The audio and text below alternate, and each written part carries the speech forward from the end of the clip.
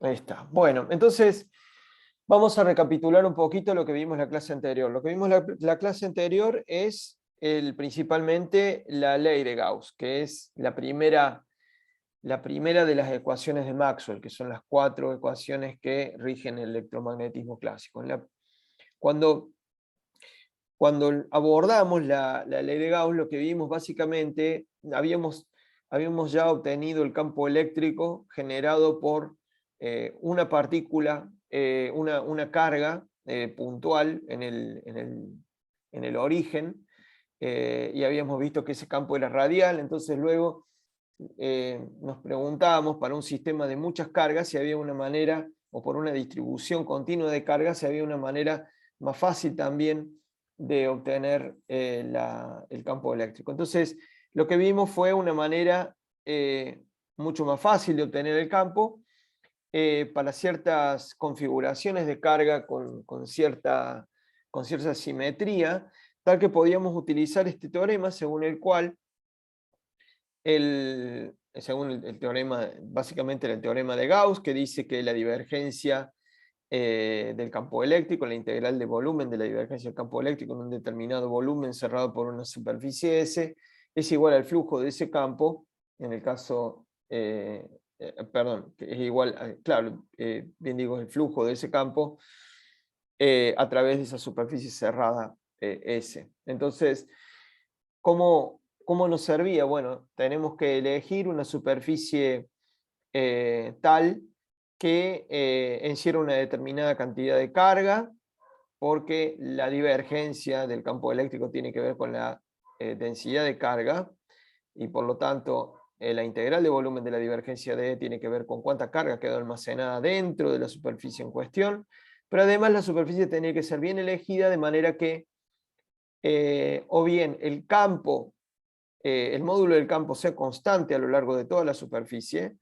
o bien que a lo largo de esa superficie hubiera alguna característica, por ejemplo, el campo también fuera constante, pero en particular fuera cero, por ejemplo. O que también el campo fuese perpendicular a la normal a la superficie, es decir, que fuera tangencial a la superficie. Ese es otro caso también en donde sirve utilizar la ley de Gauss. Entonces, ¿por qué era tan importante? Porque eso nos permitía sacar el campo fuera de la integral de superficie y de esa manera mandar esa integral de superficie dividiendo del otro lado y así sacar la expresión para la componente, por ejemplo, el módulo del campo. Y eso fue lo que hicimos para una carga. Lo que hoy les voy a contar es algo que tiene que ver con una cantidad cuya variación en el espacio tiene que ver con el campo eléctrico. De la misma manera que la energía potencial gravitatoria está relacionada con la fuerza gravitatoria, bueno, de la misma manera vamos a definir un potencial electrostático. Entonces, y un potencial relacionado con el campo, no con la fuerza de Coulomb, que ya vimos, la energía potencial.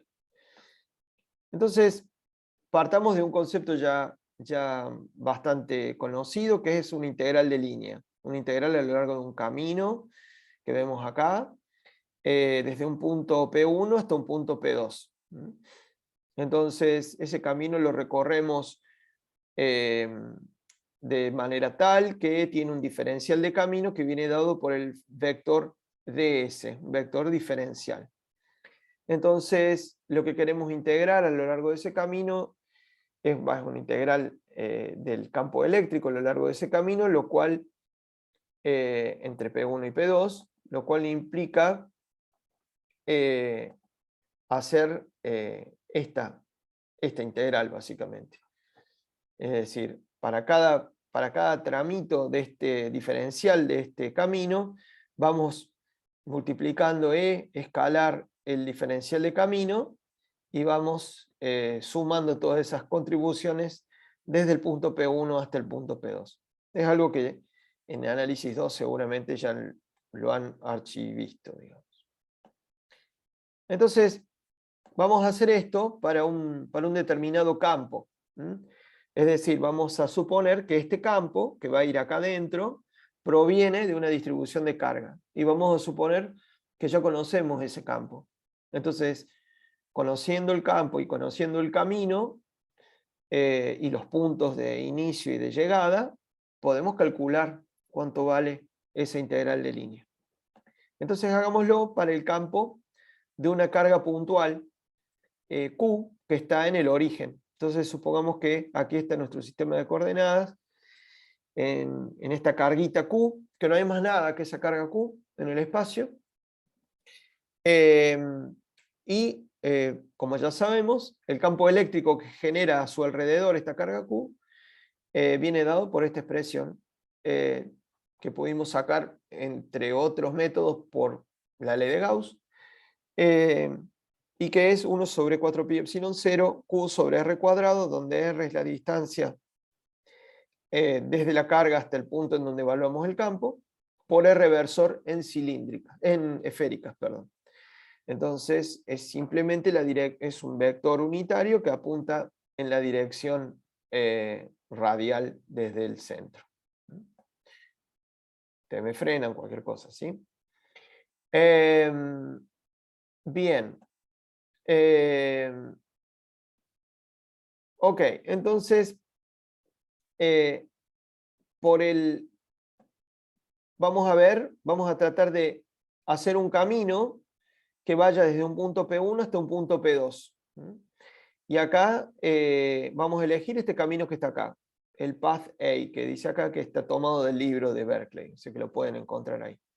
Fíjense que en todos los puntos el campo es radial, ¿no? Siempre dirigido hacia afuera, suponiendo que Q es mayor que 0, desde la posición de Q. Entonces, la integral a lo largo del camino A da,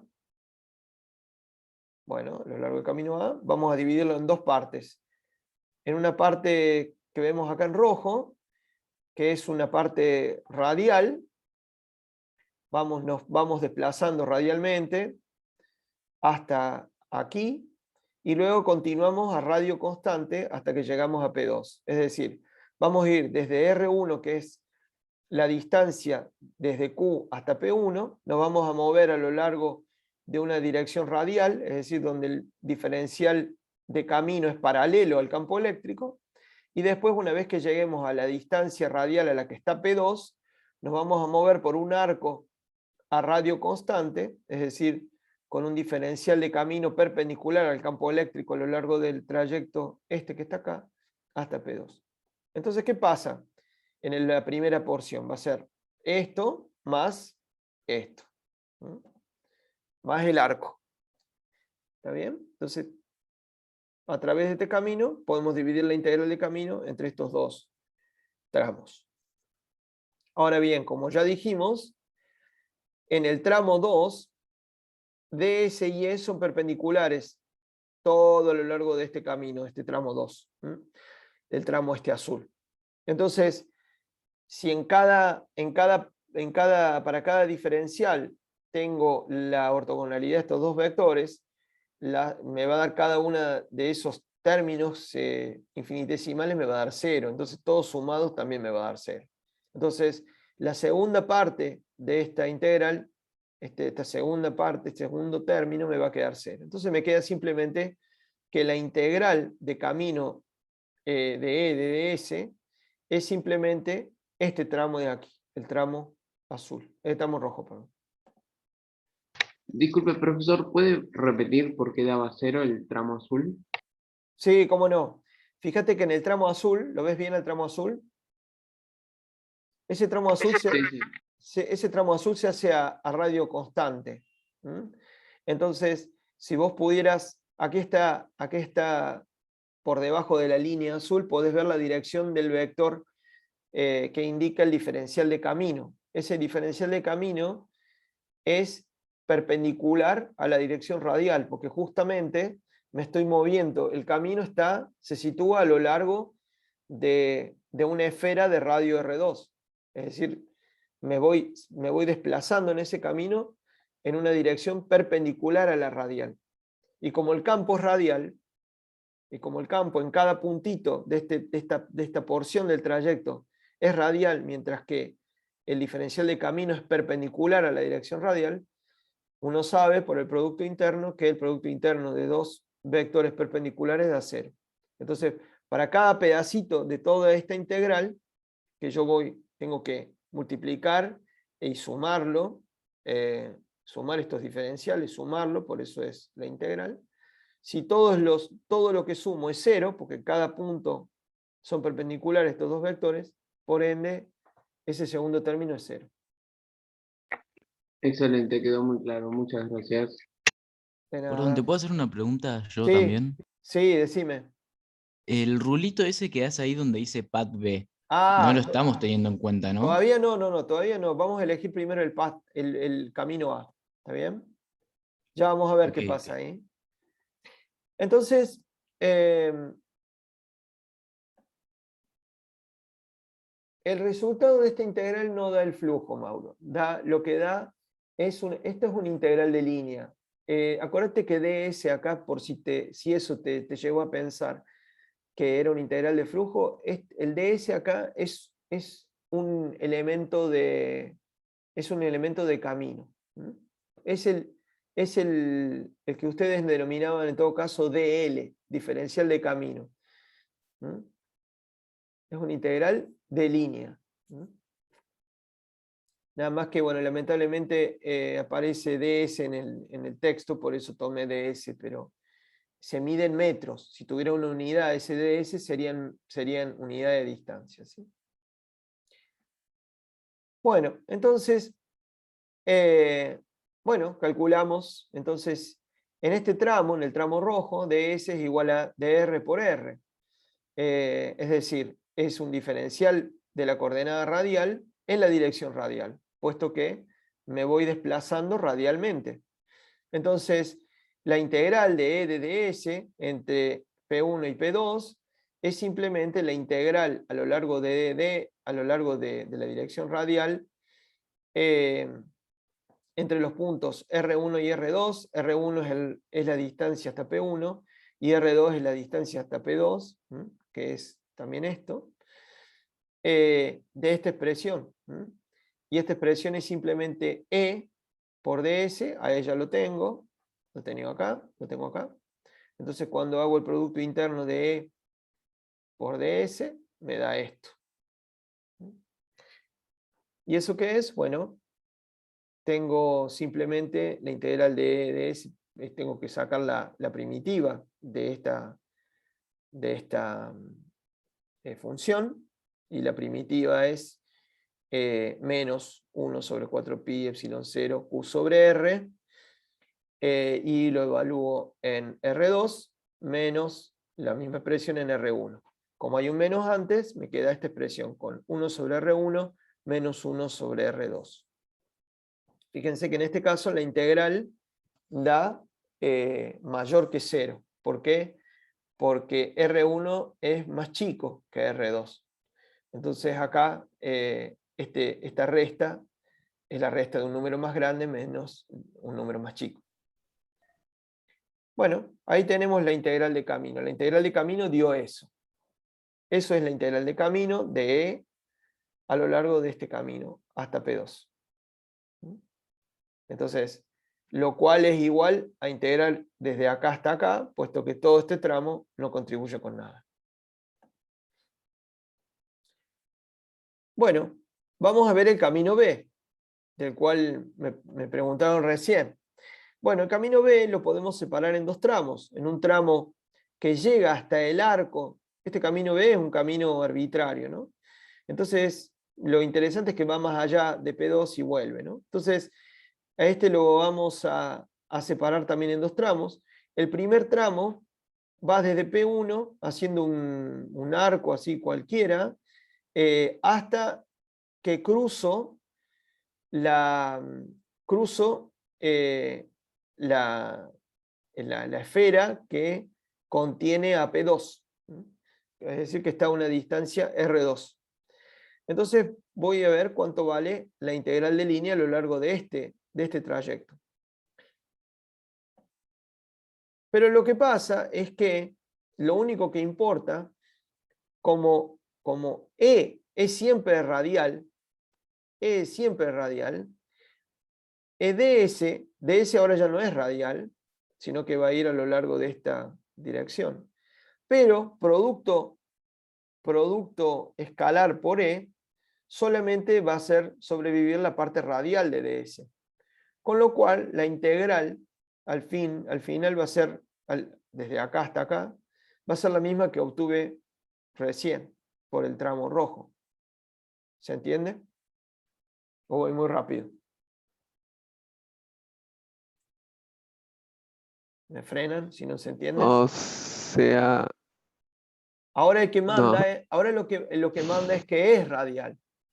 Entonces lo que pasa es que siendo E radial, a ver si puedo anotar acá. Puedo anotar acá. Entonces, en este pedacito, ds es esto, y E es siempre radial. E es radial, E es radial, E es radial. Bueno, no sé si me sale tan radial, pero bueno. Este es el campo, no puedo anotar bien acá, no me anda muy bien la tablet. Este es el campo E, ¿no? Y acá va el diferencial de camino. Entonces, lo que voy a hacer con el producto interno es simplemente ver cuánto es lo de ds que se da a lo largo de E. Porque básicamente el producto interno es proyectar. Entonces lo que estoy haciendo es proyectar ds sobre E. Y como E siempre es radial, nuevamente la componente perpendicular a E de ds no va a contribuir en nada. Solamente va a contribuir la componente de ds que sea paralela a E. Y como es radial, solamente me voy a quedar con dr. Entonces, ds va a tener una componente, en este caso va a tener una componente que es radial. A ver si puedo anotar. Ahí. El problema ahora es que no veo me pasó lo mismo que en la otra clase, no puedo ver el cursor. Denme un segundito. Vamos a arreglar este problema operativo para la próxima clase. Ahí va. Y ahora. A ver.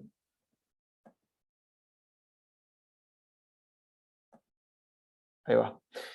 Entonces, este ds va a tener una componente, este vector ds va a tener una componente radial y va a tener una componente perpendicular a la componente radial. Yo puedo expresar ese ds como la suma de esos dos términos, un término vectorial en la dirección radial y otro término vectorial en la dirección perpendicular. Entonces, E por la perpendicular siempre va a ser 0, entonces lo único que me va a importar de ds es la componente radial.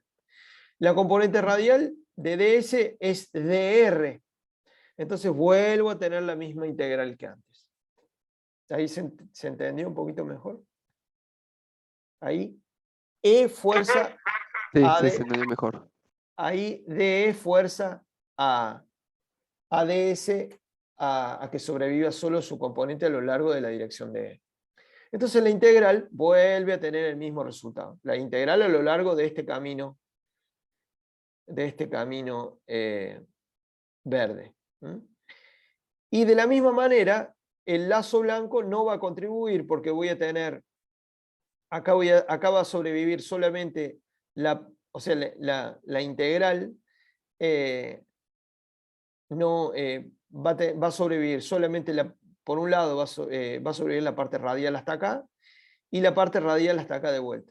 Entonces no va a contribuir esa parte blanca de este lazo.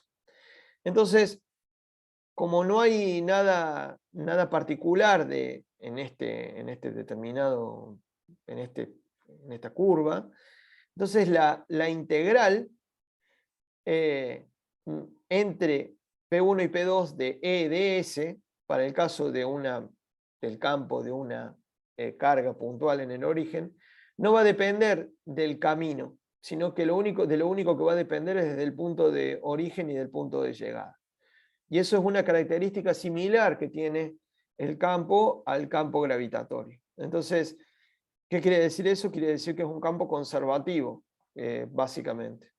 Entonces, no importa qué camino yo elija entre P1 y P2, la integral de E a lo largo de cualquiera de estos caminos va a dar siempre lo mismo, siempre y cuando P1 y P2 queden fijos. Entonces, utilizando esa propiedad, que es muy importante, voy a definir la diferencia de potencial electrostático entre los puntos P2 y entre P1 y P2. Y se va a definir, ahí viene el complicado, como menos la integral de camino entre P1 y P2. Con un menos va a ser la diferencia de potencial.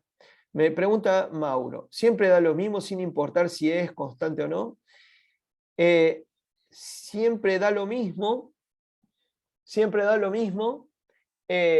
si es electrostático el campo. Si es constante, hay que ver qué es, si te referís que es constante. Si es constante en el tiempo, sí. Si es constante, sí, es decir, si es estacionario. O si puede ser que sea constante en el tiempo y sea no uniforme. Uniforme quiere decir que en todos lados es el mismo. Acá lo que vimos es que el campo no depende del tiempo, pero tampoco es uniforme. Fíjense que el campo de una carga puntual va decayendo como 1 sobre r cuadrado. Entonces, cuanto más lejos, la flechita de campo es más chica. ¿Por qué es negativa la diferencia de potencial? Y porque se toma así una convención. Ya les voy a demostrar por qué. Pero básicamente es porque la diferencia de el gradiente del potencial, ¿se acuerdan del gradiente de análisis 2? El gradiente indica la dirección de máximo. Crecimiento. ¿Perdón? Era de máximo crecimiento, ¿no? Claro. Entonces, tal como está definido el campo eléctrico, el campo eléctrico va a ser menos el gradiente del potencial. El campo eléctrico va a apuntar en la dirección en la que el potencial baja. Más rápido. Por eso está el menos ahí. ¿Está bien? No se podría haber definido de otra manera. ¿Está bien?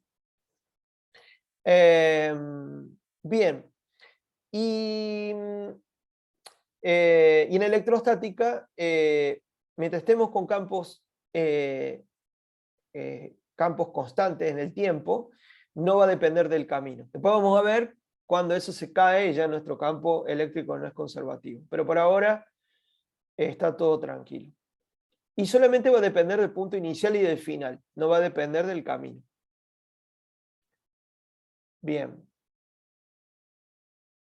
Fíjense qué pasaría si P2 es igual a P1. ¿Cuánto daría la integral de camino? 0. 0. Entonces es un corolario. Si depende solamente de los puntos extremos, si los extremos de ese camino es el mismo punto, la integral da 0. Entonces una integral de camino cerrado del campo eléctrico va a dar 0. Y ahí ya está la segunda ley de Maxwell, la electrostática, ¿no? Bueno, la tercera, ya es la tercera. Pero bueno, eso lo vamos a dejar para más adelante. Bueno, entonces ya dijimos que la diferencia de potencial entre dos puntos para una carga puntual da ahora lo mismo que calculamos antes, pero con el menos antes, ¿está bien? Entonces se da vuelta ese corchete que ven ahí a la derecha y me queda ahora 1 sobre R2 menos 1 sobre R1, ¿está bien? Simplemente dimos vuelta los dos términos. Entonces, lo bueno es que como es una integral esto, ¿se acuerdan que cuando hay una integral definida, las integrales quedan dependientes de dos puntos, de los valores de la primitiva en dos puntos? Entonces lo que puedo hacer yo es fijar un punto, y ese punto lo pongo de referencia. Entonces digo, bueno, el punto P1 yo lo voy a poner como referencia. Entonces si yo dejo suelto P2, puedo crear una función que vale siempre y cuando que me permite comparar puntos de distinto valor de potencial, siempre y cuando yo deje establecido que para todos esos puntos el potencial en un determinado punto vale tanto. Entonces, si yo, expresando esto, ¿no? Para una carga puntual, si yo, por ejemplo, fijo un valor del potencial en un determinado punto, yo después a R2 lo puedo dejar suelto y eso se transforma en una función de R, ¿sí? O de R2. Y eso es lo que normalmente se hace. Si yo entonces quiero armar una función potencial, voy a tener que, para todo el sistema, voy a tener que poner un potencial de referencia común en un punto determinado. Y acá hay una cosa que es muy importante. Ustedes fíjense que la distribución de carga, en este caso es muy simple, es una carguita que está en el origen. Quiere decir que no hay más cargas en ningún otro lado. Eso en particular es un ejemplo de lo que yo ya les conté, una distribución acotada. Entonces, si una distribución es acotada en el espacio, es decir, que no es que si yo me voy infinito no encuentro más carga, lo que puedo hacer es fijar el potencial de referencia bien lejos de esa carga. Y decir que bien lejos de esa carga, el potencial vale 0.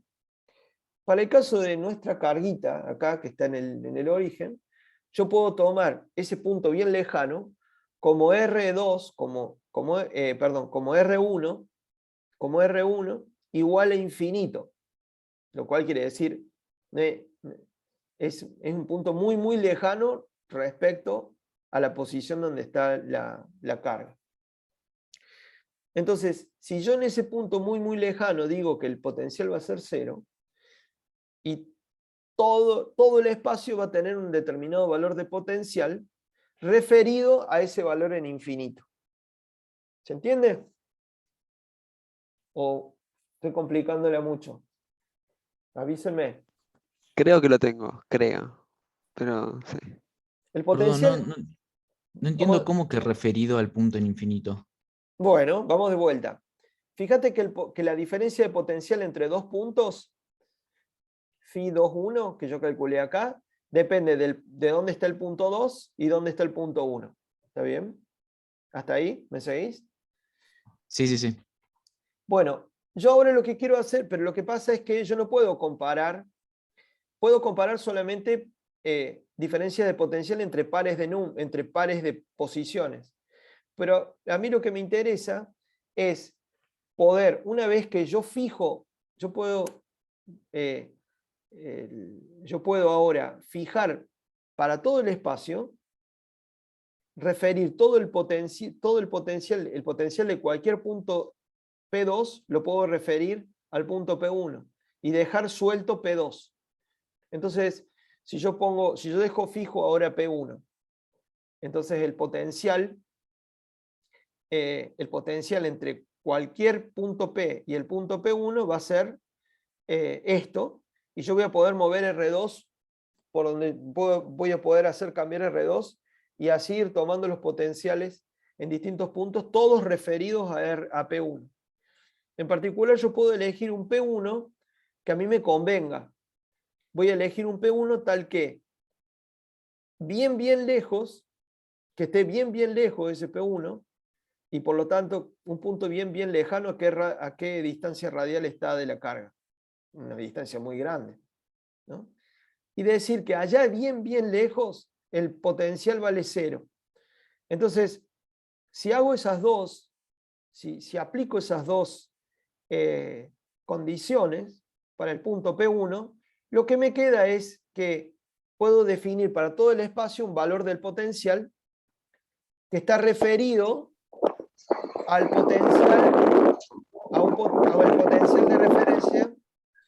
potencial de referencia que está en el infinito.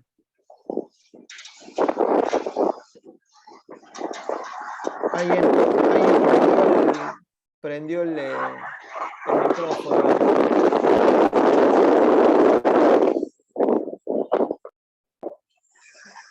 A ver, podemos apagar el micrófono.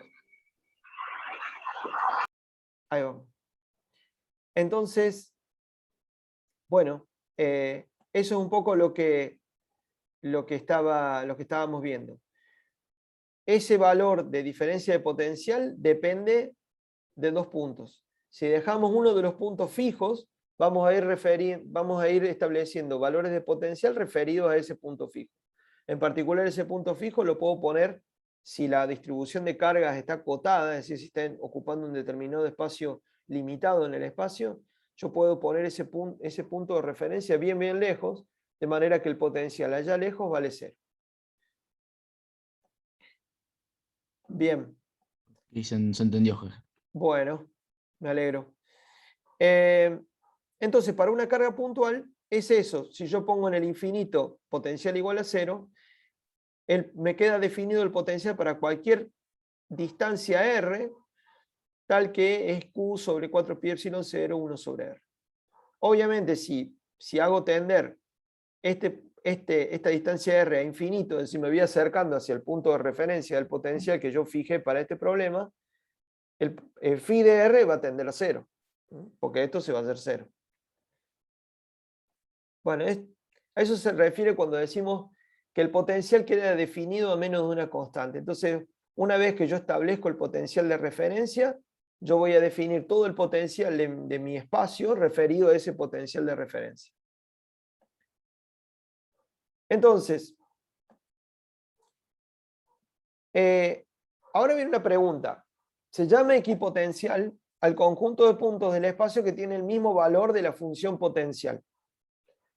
O se le voy a llamar equipotencial una vez que yo fijo el potencial igual a 0 allá en el infinito para una carga puntual, el potencial me queda así. Todos los puntos que tengan el mismo potencial, o sea, todos los puntos para los cuales phi de R valga lo mismo, se llama equipotencial. Entonces, si yo ahora defino una equipotencial así, ¿qué forma va a tener la equipotencial para el caso de una carga puntual? Es decir, si yo considero phi constante, ¿qué superficie voy a tener si dejo phi constante? Una esfera. Una esfera. ¿Alguien más? ¿Opina diferente? ¿Opina igual? ¿No sería un círculo? Un círculo, pero acordate que la carga está en el espacio y ese R es un R en esféricas. Cierto, entonces una esfera. Entonces una esfera, claro. Claro, entonces una esfera porque dejamos fijo esto, entonces esto es una constante, paso todo esto, paso esta constante para acá, paso el R para allá arriba y me queda R constante. Entonces para cada valor de phi que yo elija voy a tener una esfera de un radio diferente. Entonces, bueno, ahí están los potenciales de una partícula en el origen positiva. Entonces,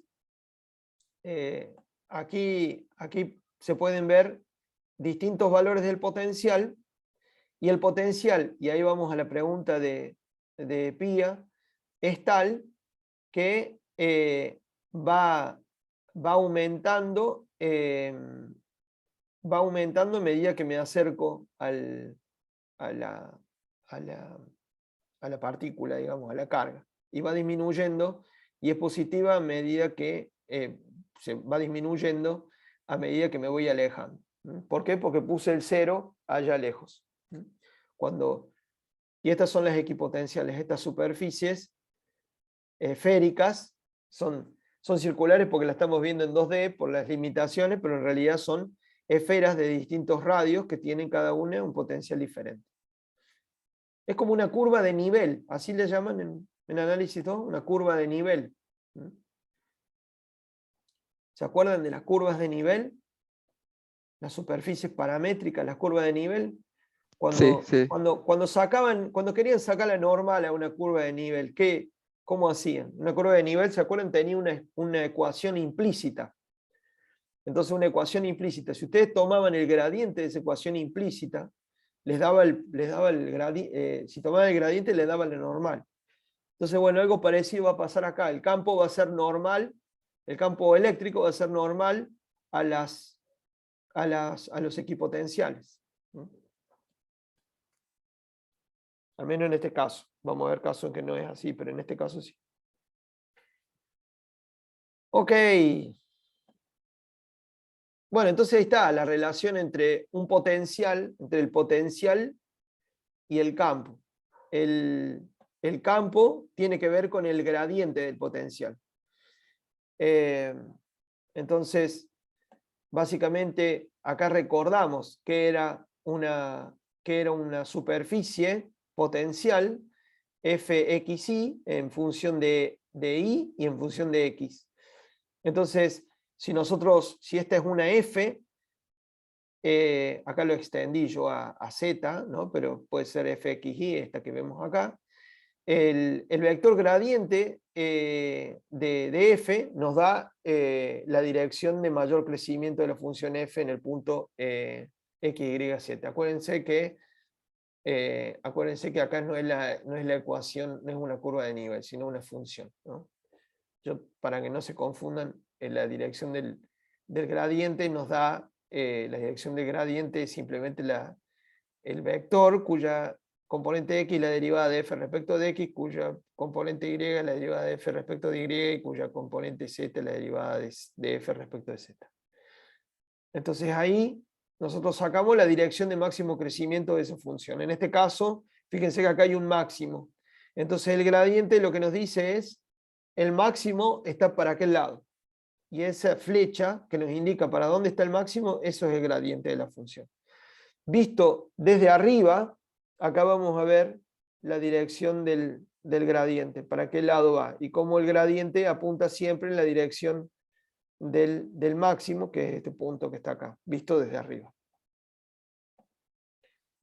Entonces, la variación del potencial en un punto x, y, z ahora en el espacio, del potencial eléctrico, viene dada cómo hacemos variar el potencial, y moviéndonos un poquito a lo largo del x, un poquito a lo largo de y y un poquito a lo largo de z en cartesianas, ¿no? Vamos a hacerlo en cartesianas, que es la versión más simple. Lo podríamos hacer en esférica, pero es quizás un poquito más complicado. Entonces, fíjense que si queremos ver cómo varía el potencial, solo basta derivar el potencial respecto de x y moverse un poquito a lo largo de x, derivarlo respecto de y y moverse un poquito a lo largo de y, derivarlo respecto de z y correrse un poquito a lo largo de z. Y por otro lado, sabemos que en de phi, tal como lo definimos, el diferencial de potencial es menos de ds, porque definimos el potencial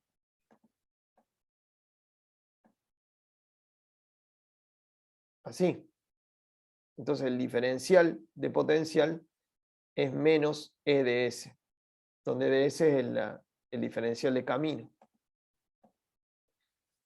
Entonces, el diferencial de camino en cartesianas, lo vimos en esféricas, pero acá en cartesianas tiene esta pinta, con lo cual, sabiendo cuánto vale esto y sabiendo estas dos cosas que vemos acá, sacamos que no queda otra que E sea menos el gradiente de la función potencial. Entonces, una vez que nosotros definimos la función potencial, no voy a ser muy formalista, digamos, porque ya han visto esto en análisis 2, pero rescaten ese concepto de análisis 2 y aplicado acá a la electrostática, lo que estamos diciendo es que simplemente el potencial, una vez que yo fijé un potencial común, un potencial de referencia, si yo le tomo el gradiente de ese potencial y le meto un menos, voy a sacar en cada punto el campo eléctrico. Bien. Por otro lado, también hay otro teorema que es importante en análisis 2, que es el teorema del gradiente. Entonces, lo que dice es si E es igual a menos el gradiente de una función escalar phi, entonces la integral de camino del gradiente solamente lo que da es la diferencia de phi entre los dos puntos, entre los dos extremos del camino. Esto también es otro resultado igual. Quiere decir que si es conservativo, va a derivar de un potencial y por lo tanto su integral de camino entre dos puntos no depende del camino, que es lo que acabamos de ver para el caso de una carga puntual. Acá lo estamos generalizando y no estoy haciendo todo el pasaje de generalización, sino que estoy tomando ese ejemplo para darles este resultado que es más general. Bueno, así que a repasar estos conceptos: gradiente, potencial, el teorema del gradiente, cómo da la integral de camino del gradiente de un potencial, qué es lo que da, y qué es lo que implica que no dependa del camino. Bien. Bueno. ¿Esto lo vieron en análisis 2? Yo creo que sí. Sí, creo que sí. Sí. Bueno. Sí, lo vimos cuando vimos Stokes. Entonces, bueno, ahí a revolver un poquito más, Stokes, Gauss y el teorema del gradiente. Ok. Bueno. Muy bien. Vamos a ver qué pasa con muchas cargas. Entonces, vimos recién qué pasaba cuando el campo lo generaba una sola carguita. Ahora vamos a ver una distribución de cargas, acotada. Entonces, cuando tengo n cargas y ninguna de ellas está allá lejos, está en el infinito, es decir, que están todas en un lugar tal que yo puedo ver un radio, siempre puedo pensar en un radio finito de una esfera que las engloba todas. Simplemente lo que hago es aplicar el principio de superposición a E. Entonces, cuando yo haga la integral de camino entre P1 y P2 del campo E, ese campo E lo voy a desmenuzar entre los campos generados entre las contribuciones generadas por cada carga que está en ese sistema.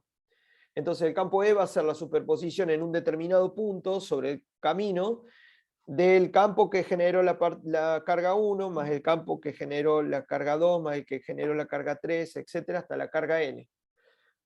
Simplemente es eso, es la superposición de los campos generados por cada una de las cargas. Entonces,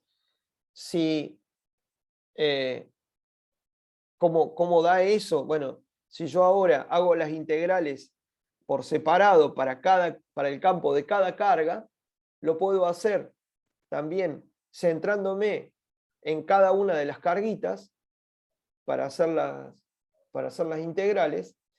Lo que tengo nuevamente es una sumatoria de 1 sobre 4pi epsilon 0 de 1 sobre la distancia desde la carga iésima hasta el punto P2 menos 1 sobre la distancia de la carga iésima hasta el punto P1. Entonces, bien, eso es lo que daría para n cargas. ¿Es complicado? Es complicado, pero bueno, se puede generalizar a n cargas. No vamos a hacer ejercicios de esto, pero se los muestro para que sepan que gracias al principio de superposición se puede hacer esto para cualquier sistema de cargas discretas, como decimos, ¿no? Puntuales, discretas y acotadas. Si es como es acotada, lo que puedo hacer ahora nuevamente es definir una función que sea tal que pongo el punto P1 en el infinito y en ese lugar hago que el potencial valga 0 y de esa manera voy a tener un potencial referido a un punto al infinito, y donde van a aparecer simplemente las distancias desde la carga iésima hasta el punto en donde yo evalúo el campo, el potencial. Es lo mismo, eso quiere decir, es lo mismo que lo que vimos para una sola carga, se hace para muchas cargas. Entonces, por ejemplo, no son tan fáciles, si tenemos varias cargas, no es tan fácil de ver cómo son las equipotenciales, pero acá podemos ver cómo son las equipotenciales para un dipolo eléctrico, que consta de una carga positiva y de una carga negativa. En este caso, las cargas son iguales en módulo, ¿no? En ese caso, ustedes ya probablemente hicieron, ¿se acuerdan el ejercicio que les dejé para que dibujen el campo eléctrico de un dipolo, ¿no?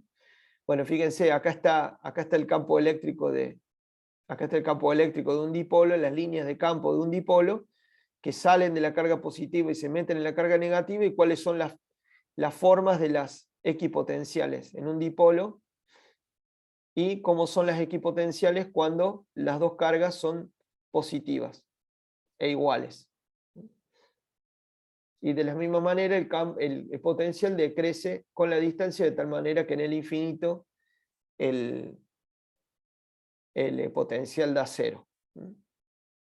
Fíjense, acá no es tan simple sacar estas formas de equipotenciales, ¿eh?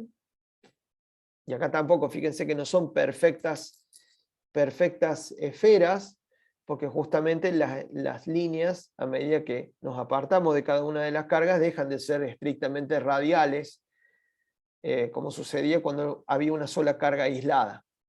¿Se entiende la diferencia? ¿Se entiende cómo se van deformando las superficies equipotenciales producto de que se deforma el campo respecto a la de una carga puntual porque está en la presencia de las otras cargas, simplemente? Excelente. Si no Sí, se sí, entiende, excelente. me levante la mano. Pero es para que ustedes tengan una idea de cómo se ve geométricamente. ¿Está bien? Cómo se ve geométricamente un campo y un potencial. Y acuérdense, en este caso, son cargas que son distribuciones de carga que son acotadas. Por favor, nos volvemos a repetir. Acotadas. ¿Qué es lo bueno de tener algo acotado? Que yo en el infinito puedo meter el potencial igual a 0. Y el infinito en cualquier dirección. Muy Perdón, bien. una pregunta. Ahora el Sí, campo no debería ser conservativo, como habíamos visto antes. sí es conservativo porque puedo sacar un potencial. Entonces, el campo deriva de un potencial y por lo tanto la integral de línea entre cualquiera en dos puntos cualesquiera de línea del campo eléctrico no depende del camino. En todos acá, siempre conservativo. Hasta que yo les avise, el campo eléctrico es siempre conservativo. Ok, genial. La clave va a estar, vamos a tener que ver qué es un campo magnético antes, ¿no? Pero cuando el campo magnético empiece a cambiar en el tiempo, ahí paren la oreja, porque ahí se acabó todas las garantías que le dábamos de conservación, de conservatividad, digamos, si quieren, al campo eléctrico. Pero hasta ese momento estamos bien. Bien. Ok. Sigamos. Bueno, ahora vamos a ver qué pasa con la distribución continua de carga. Entonces ya vimos la distribución discreta. ¿Se entiende si digo discreta o continua? Ustedes ya vieron esa dicotomía.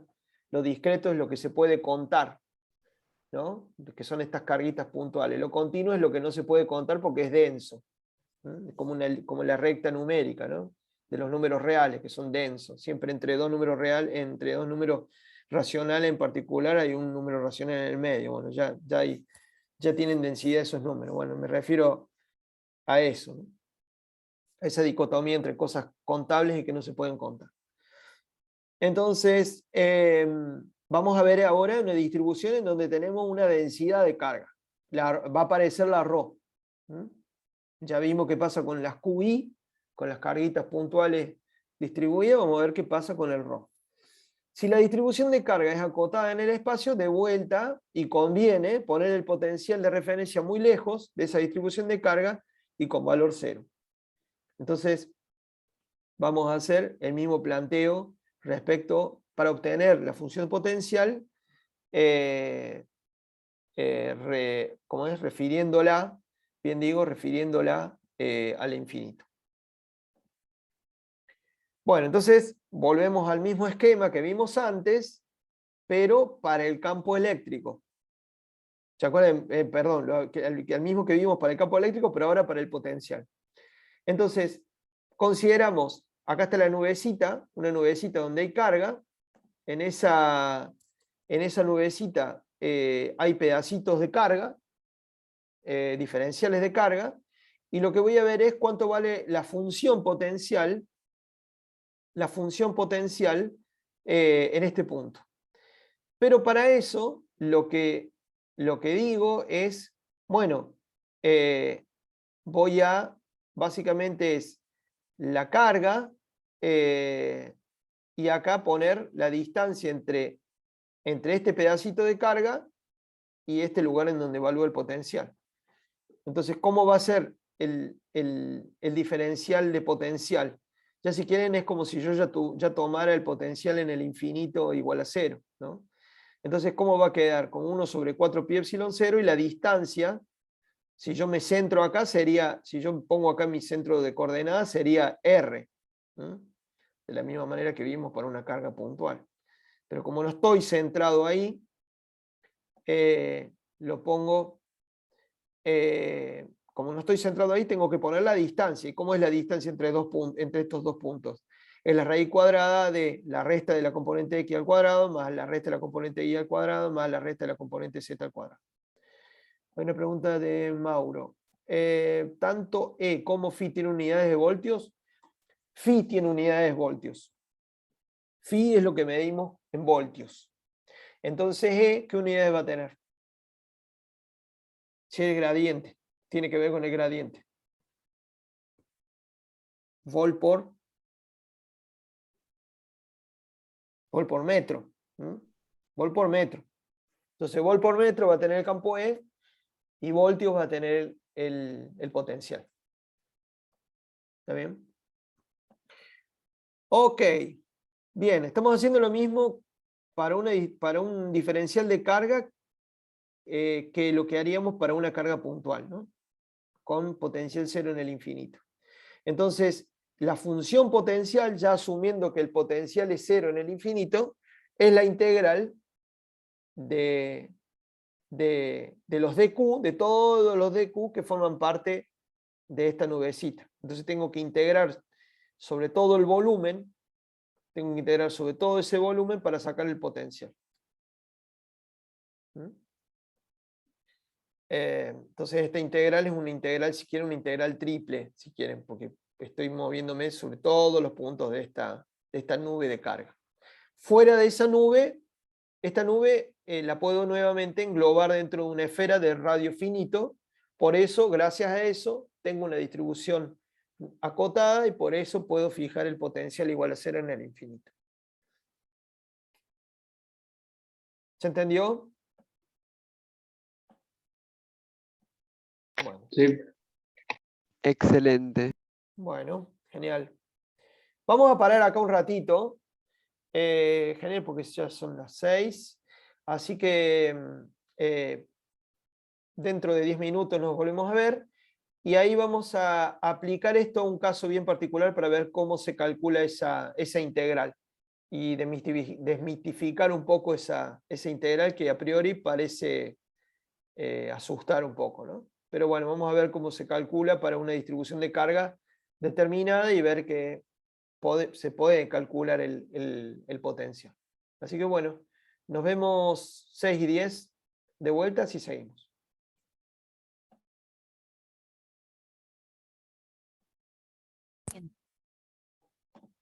Muy bien, entonces vamos a imaginarnos que tenemos un disco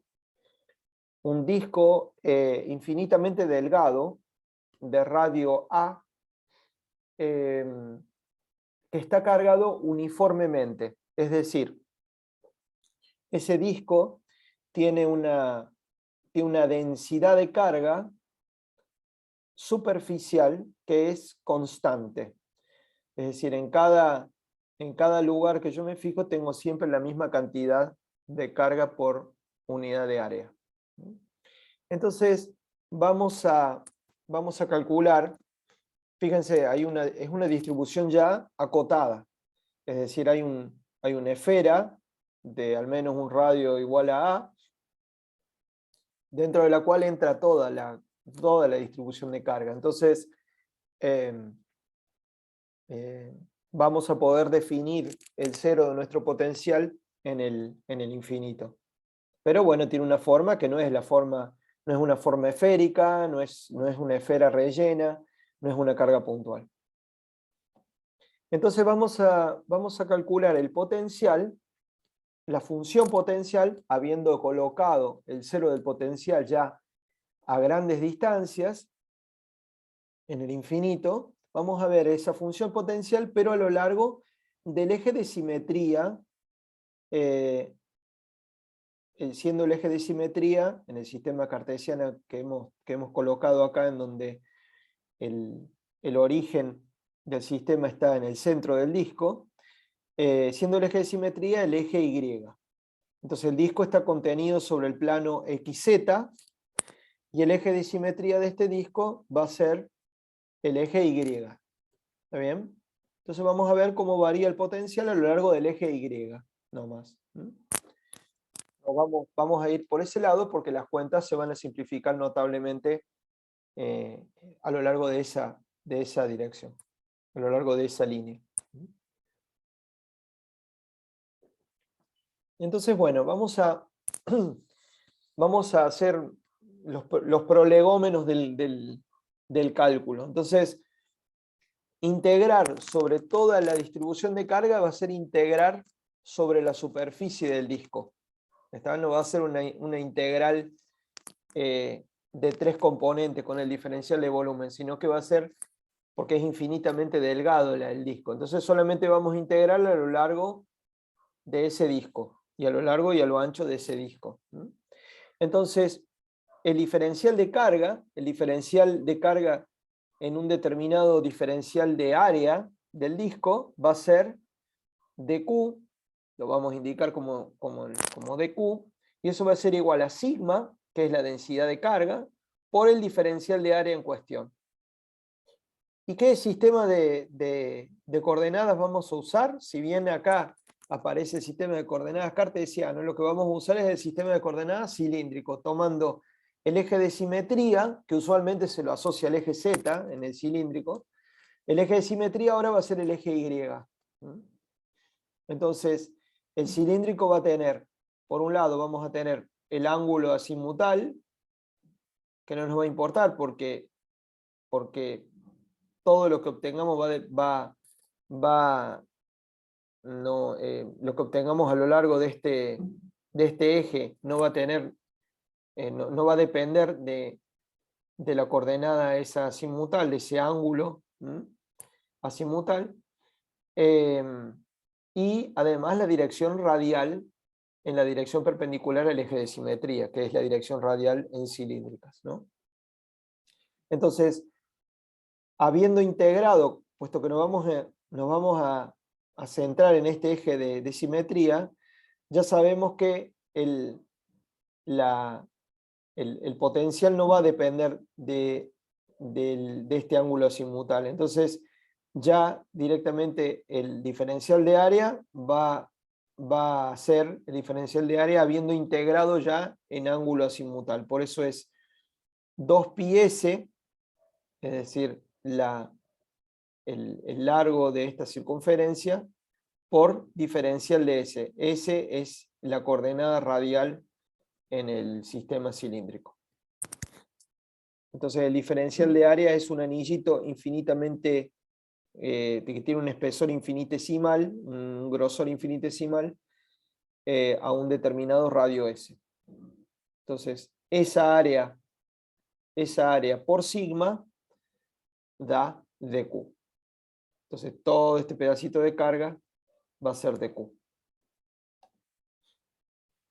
Entonces, bueno, como yo voy a tener que tomar la distancia de todos esos pedacitos de carga, de todo ese pedacito de carga, al punto en donde yo quiero evaluar el campo, el potencial en este caso. Para el caso de una carga puntual era la distancia entre la carga y el punto donde yo evaluaba el potencial. Bueno, justamente por la posición de P1, todos estos pedacitos de carga están a la misma distancia de P1. Y la distancia desde los pedacitos de carga hasta P1 es el largo de este triángulo que está acá, este triángulo rectángulo, es esta hipotenusa que ven acá. Entonces, ¿cuánto vale esta hipotenusa? Y bueno, la hipotenusa de este triángulo es la raíz cuadrada de s cuadrado más y cuadrado, siendo la coordenada y del punto P1, y efectivamente. Entonces, esta distancia que ven acá, que es la misma desde acá, que es la misma desde acá, que es la misma de acá, que es la misma de acá, es la raíz cuadrada de y al cuadrado más s cuadrado.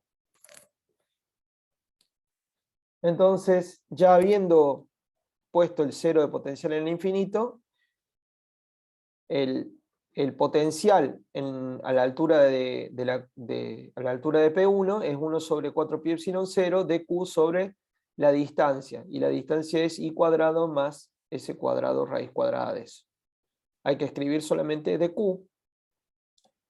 Y dq, como ya vimos, es sigma por 2 pi s de ds. Entonces, lo único que queda es integrar en los valores de ds. Y ds va desde 0 hasta A, que es el borde del anillo. Entonces, simplemente hay que integrar esto. Y la expresión ya integrada es, bueno, saco el sigma afuera, saco 4 y epsilon 0, y lo que termino haciendo es integrando esta expresión que tiene que ver con, esto es básicamente la derivada de la raíz cuadrada, de esta raíz cuadrada, y evaluada en A y en 0, para los valores de S, ¿no? Entonces lo que me queda es esta expresión de acá, en donde me queda que el potencial es la raíz cuadrada de I cuadrado más A cuadrado menos el módulo de I. De manera que el potencial acá en I y menos I es el mismo. El problema entonces es simétrico respecto a I igual a 0. Entonces, el potencial acá es el potencial en el punto diametralmente opuesto, sobre el eje Y, pero en la posición menos Y. Entonces, listo, ya está el potencial. No lo vamos a sacar en otro punto porque ahí se complica más, porque ahí va a depender de la contribución de ciertos sectores del disco con mayor preponderancia, porque va a estar a una distancia menor, y de otros puntos del disco con menor preponderancia porque van a estar más lejos. Entonces, bueno, en este caso, ven, no es tan difícil obtener el potencial. Preguntas.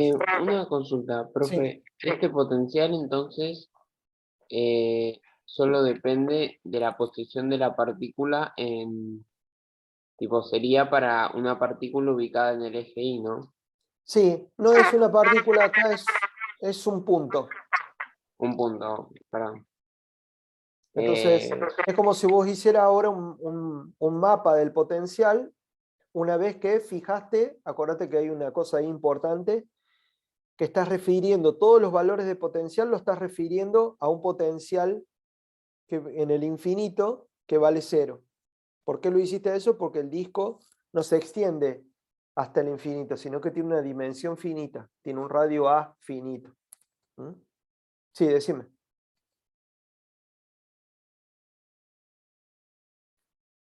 Bien, ¿se entendió? Sí, se entendió. Perfecto. ¿Cuánto?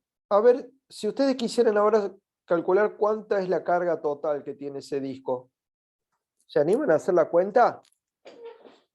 Si el radio es A y tienen que la densidad superficial de carga, es decir, la cantidad de carga por unidad de área, es sigma, y si es siempre la misma, ¿cuánto sería la carga total? Puedo repetir la pregunta, pero creo que sería cero. Pero ¿cómo sería la pregunta? Frenate antes de decir cero. Pero fíjate, si tenés en ese disco, tenés sigma, un valor sigma que es constante, que te dice cuánta carga tenés por unidad de área. Te dice cuántos coulomb tenés por unidad de área. Eso es constante, o sea que si yo lo multiplico por el área del disco, tendría que sacar cuánta carga tiene todo el disco. Bueno, ¿cuánto sería la carga total? Sigma, Antonio dice, sigma por pi por a al cuadrado.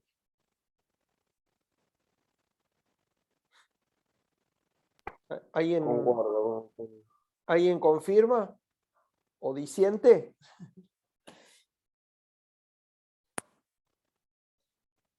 Obvio que, confío en Antonio, obvio que si tengo, si pi por a al cuadrado va a dar, es el área del disco, ¿no?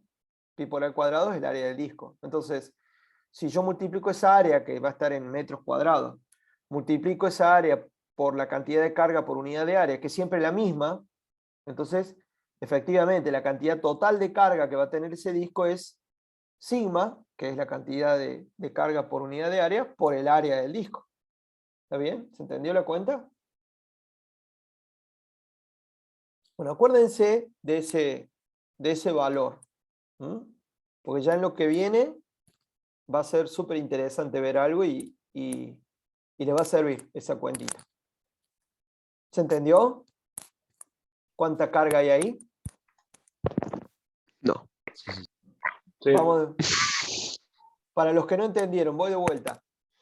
En este disco, al interior de este disco,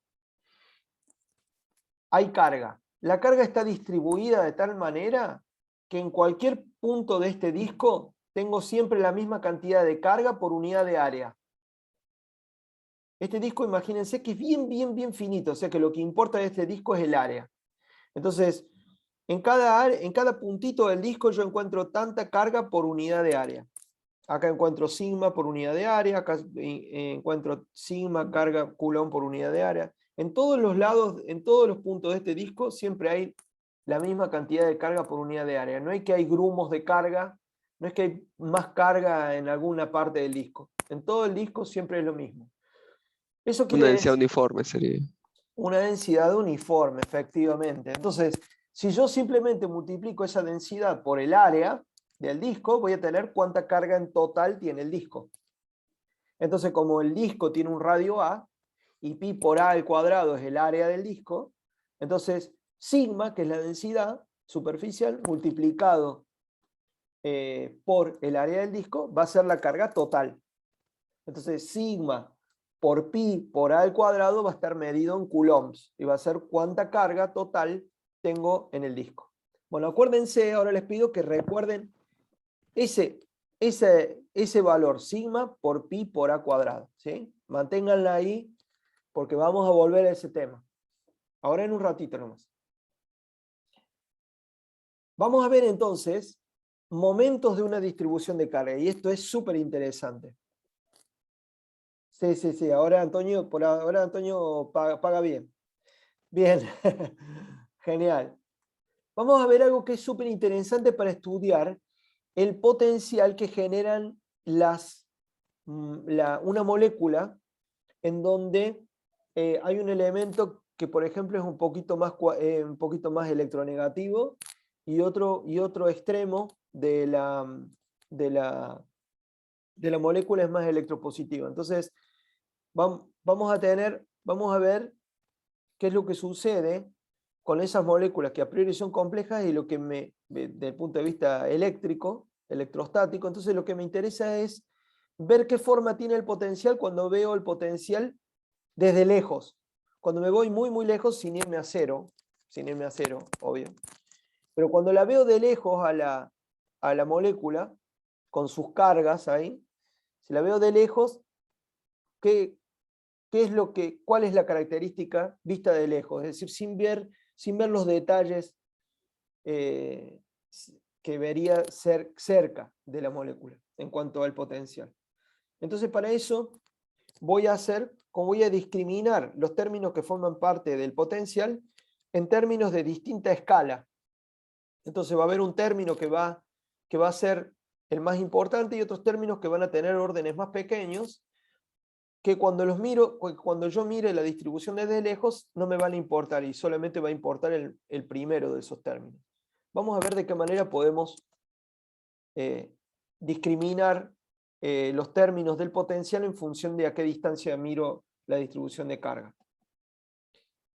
Entonces, veamos en un ejemplo, el ejemplo que vimos recién del disco uniformemente cargado. ¿Tá? Este es el potencial que obtuvimos, ¿está bien? Es lo que acabamos de ver. Entonces, esta es la forma del potencial a lo largo del eje, de ese eje Y. Entonces, la pregunta es, ¿qué pinta? Vamos a utilizar ese término. ¿A qué se parece el potencial cuando me voy lejos, lejos, lejos? Sin ir a cero todavía, pero cuando me voy muy, muy lejos, ¿a qué se parece ese potencial? Entonces, lo que vamos a hacer es utilizar una aproximación. Y para eso vamos a utilizar las famosas series de Taylor. Entonces, ¿qué vamos a expandir en series de Taylor? Vamos a expandir esta partecita que está acá. ¿Y cómo la vamos a expandir? Miren, la vamos a expandir de la siguiente manera. Vamos a aproximar que estamos en Y positivo, y así vamos a sacar el módulo de Y, ¿no? Entonces, imaginémonos que nos vamos para Y muy, muy, muy grandes. Bueno, ¿a qué se parece este término? ¿A qué va a tender cuando hagamos Y muy grande? Bueno, para saber eso, lo que hago es, voy a ver la expansión de Taylor de una expresión. ¿Cuál va a ser esa expresión? Bueno, saco factor común Y, y fíjense, si saco factor común Y afuera de esta expresión, me queda Y multiplicando a la raíz cuadrada de 1 más A sobre Y. Si Y es muy grande, ¿cómo va a ser A cuadrado sobre Y cuadrado? ¿Va a ser muy grande o va a ser muy chico? Si Y muy grande va a ser 0. Claro. Va aproximando. Claro. En el límite, ¿no? Va a ser 0. Pero si esto es 0, esto me va a quedar 1 menos 1, 0. O sea, me voy a ir muy lejos. Bueno, no me quiero ir tan lejos. Me quiero ir a una distancia tal que Y sea muy grande, pero que todavía esto no es 0. ¿Está bien?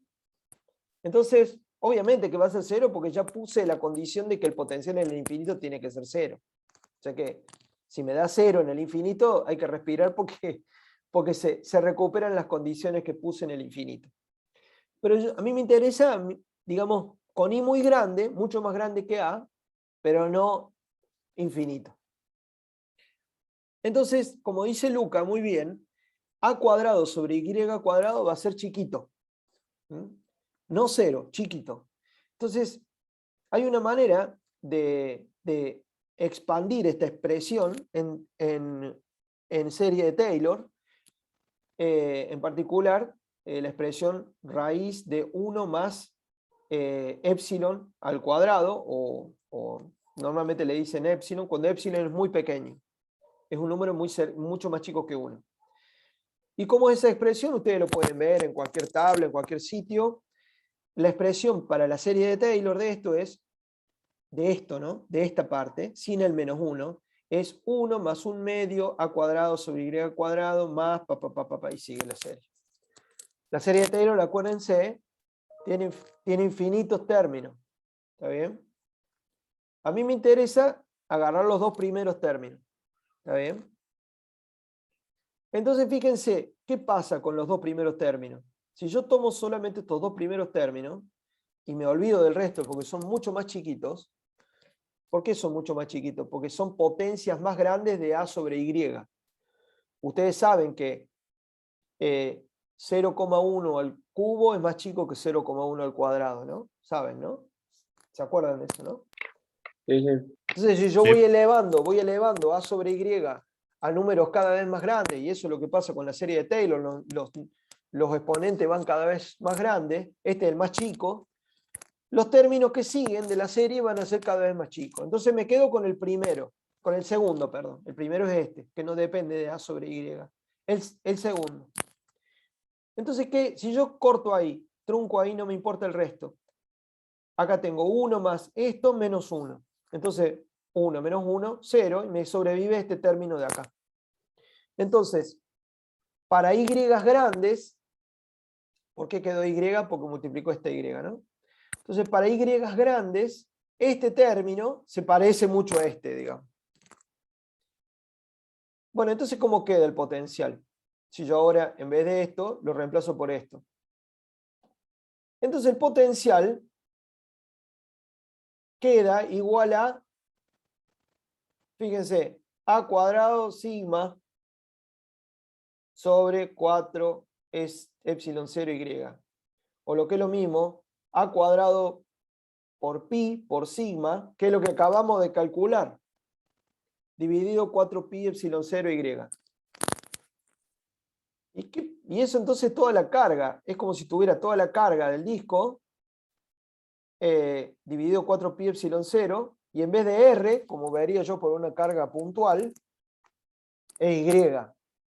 Es decir, es R a lo largo de la coordenada Y. Entonces, para Y mucho más grande que A, para distancias muy muy grandes, es como si yo al disco lo viera, si voy aumentando Y, lo voy aumentando, el disco lo veo cada vez más chiquito. Y lo voy a ver tan chiquito, llegado a un determinado punto, que lo voy a ver como si fuera una carga puntual, que tiene una carga total igual a la carga contenida en todo el disco. ¿Se entiende? Por eso esta pinta es la pinta del potencial de una carga puntual. Pero pero cuando yo veo el disco muy muy lejos, de manera que yo no distingo si es un disco o si es un punto. ¿Se entiende eso? Creo que sí. Sí, sí. Sí. Buenísimo.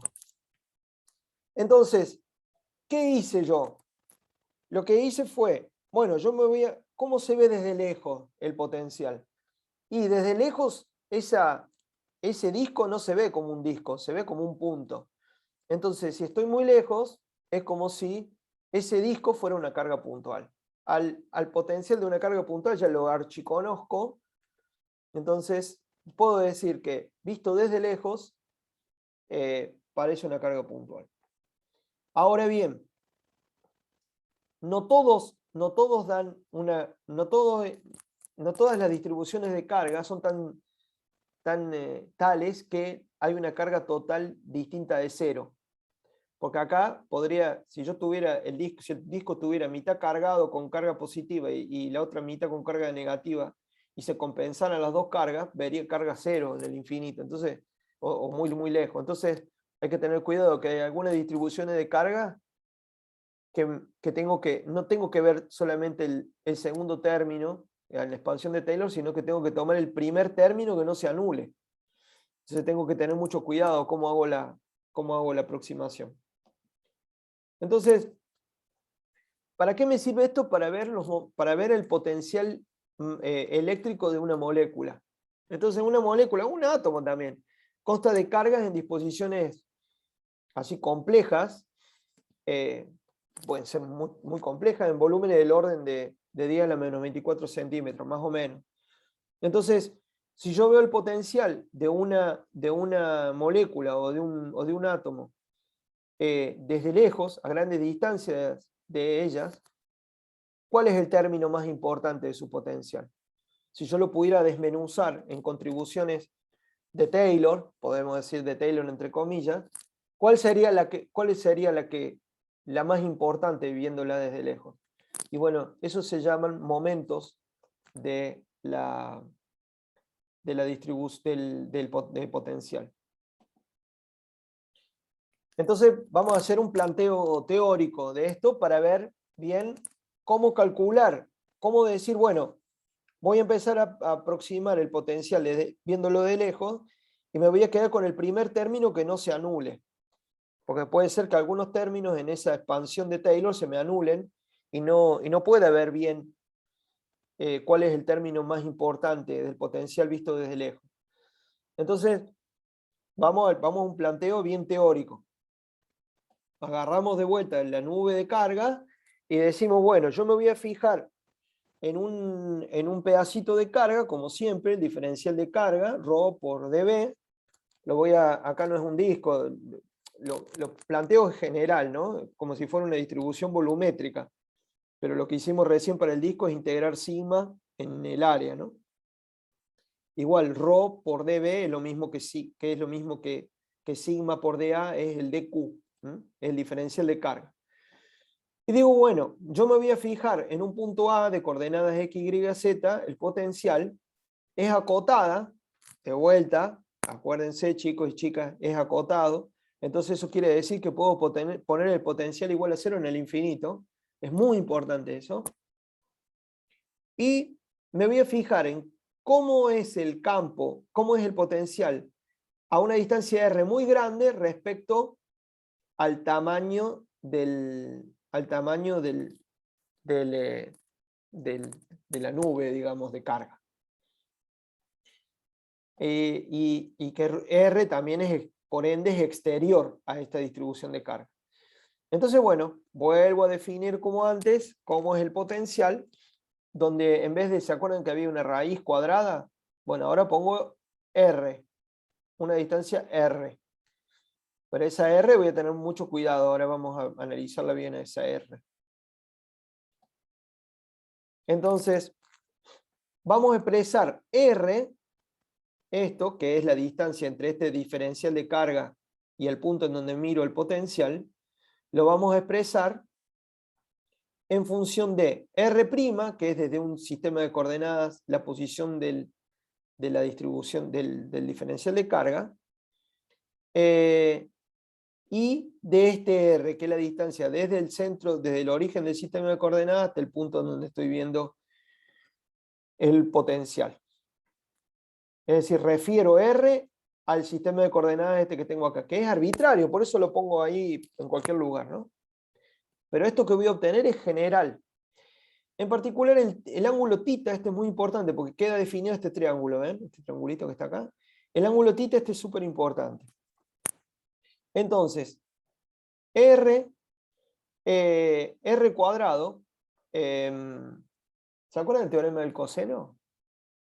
Que es como Sí. el teorema de Pitágoras, pero generalizado, ¿no?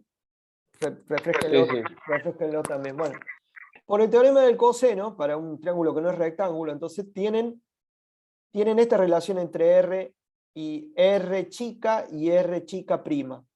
Es que este al cuadrado es este al cuadrado más este al cuadrado, distancia, ¿no? Menos 2 veces esto por el coseno del ángulo comprendido. Eso dice el teorema del coseno. Esto vale siempre. Hasta ahora no hice ninguna suposición sobre que R es muy grande ni nada por el estilo. Hasta ahora no hice ninguna suposición de eso. Esto es exacto. Bien. Ahora bien, acá viene la aproximación. Mucha atención. Entonces yo voy a aproximar ahora esto. Fíjense un cachito que acá hay a la 1/2, ¿está bien? Y acá dice a la menos 1/2, ¿está bien? Eso acuérdense, ¿sí? Hay un menos 1/2 porque en realidad es 1 sobre R, ¿no? Lo que voy a aproximar. ¿Se entiende? Acuérdense entonces, ahí hay un menos. Si les parece que hay una manchita, no, eso es un menos. Esto está tomado del libro, por eso, está escaneado del libro de Berkeley. Bueno, entonces, ¿qué hago? Voy a ver qué pasa cuando este R, la distancia del sistema de coordenadas hasta el punto de evaluación del potencial, es mucho más grande que la distancia desde el sistema de coordenadas a la distribución de carga. Es decir, cuando yo estoy con mi sistema de coordenadas estoy muy cerca de la nube, pero muy lejos del punto en donde estoy evaluando el potencial. Entonces, ¿qué hago? Voy a expresar todo en función de R' sobre R chiquita. ¿Por qué? Porque R' sobre R chiquita va a ser algo adimensional que va a ser muy pequeño, que es la condición para aplicar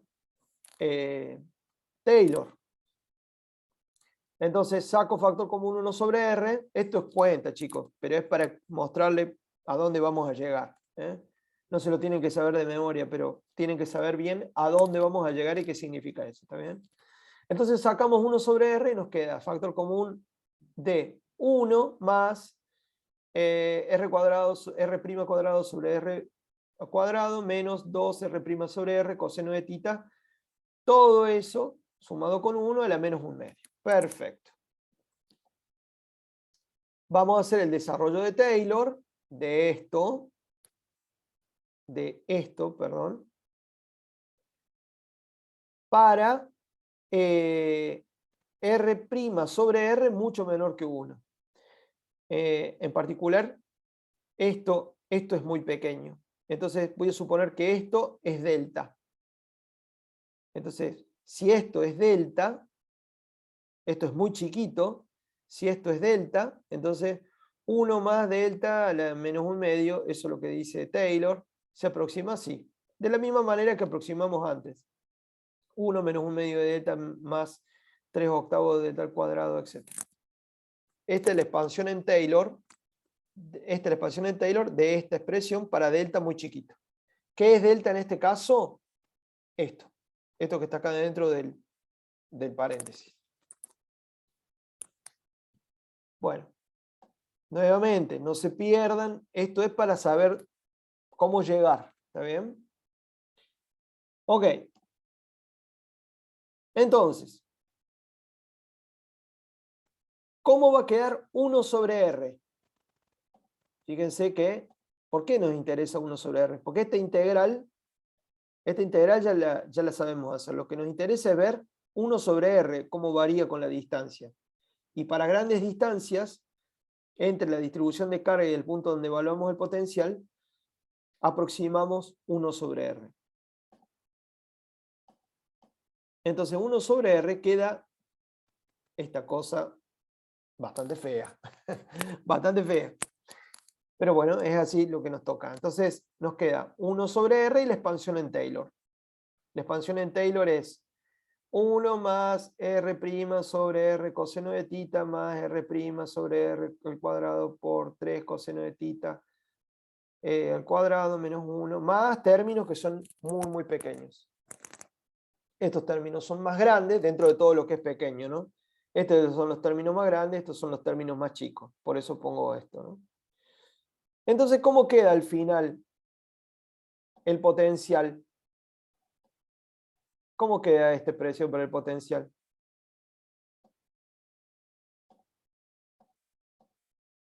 Bueno, queda este choclo que ven acá.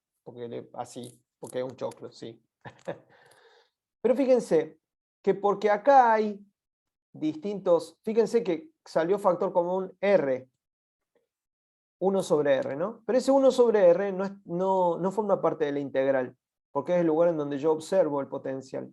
Ese R, como yo estoy integrando en R', ese R sale afuera de la integral.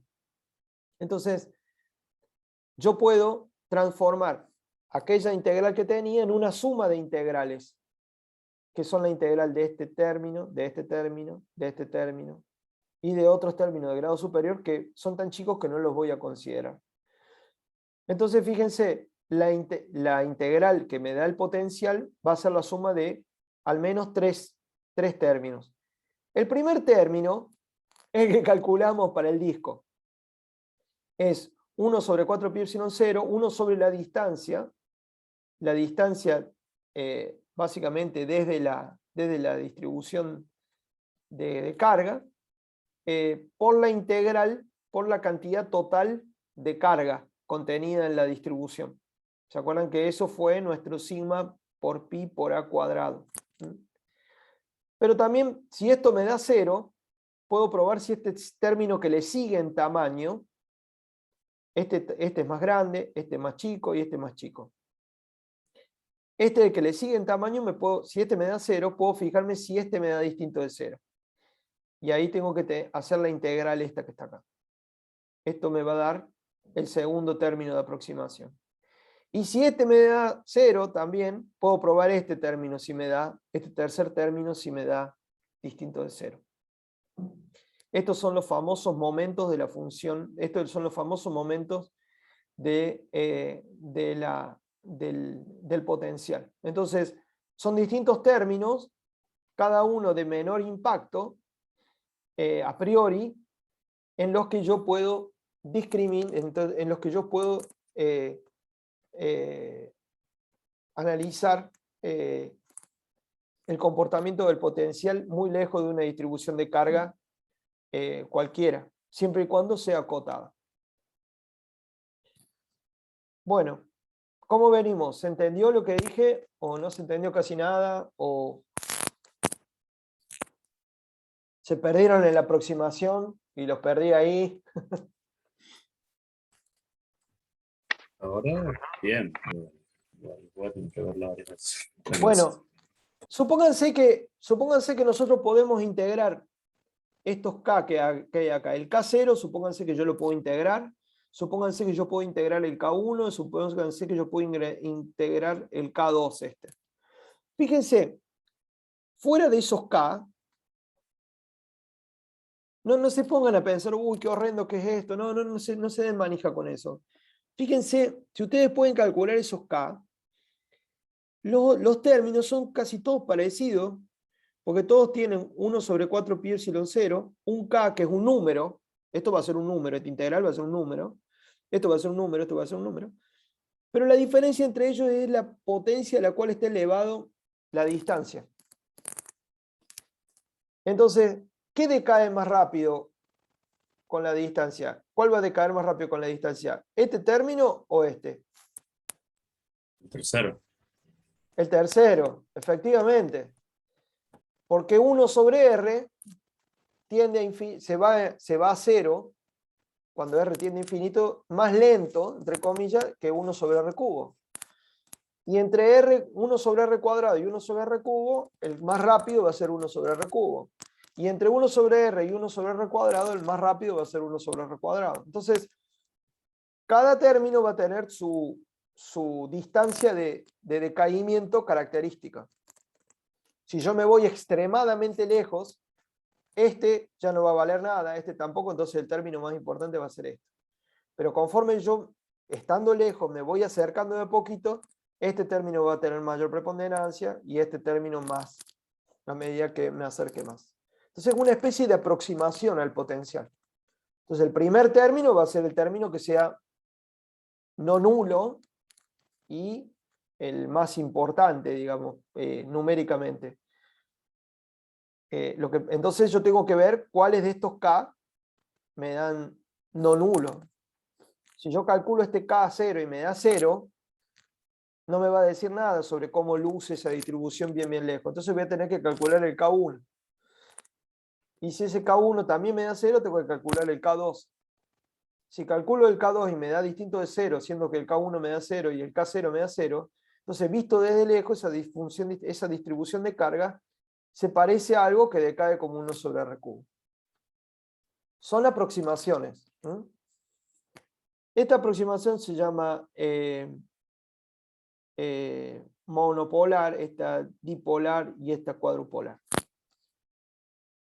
Esto también pasa con el campo magnético de la Tierra. Ustedes saben que la Tierra se puede ver como un imán, ¿no? Bueno, uno dice, bueno, el dipolo de la Tierra con el polo positivo y el negativo de la Tierra. Magnético. Bueno, ya vamos a ver que el monopolo magnético no existe. Entonces, la principal contribución a un campo visto desde lejos, un campo magnético, es la componente dipolar. Bien, entonces, recapitulando, lejos de una distribución se puede escribir el potencial como una serie de términos de importancia decreciente. Fíjense de vuelta el exponente 1 sobre R. Este es más importante que este es el menos importante de los tres. La clave es calcular entonces los coeficientes K0, K1, K2, etc. Cada término se denomina momento de la distribución de carga. Es una definición.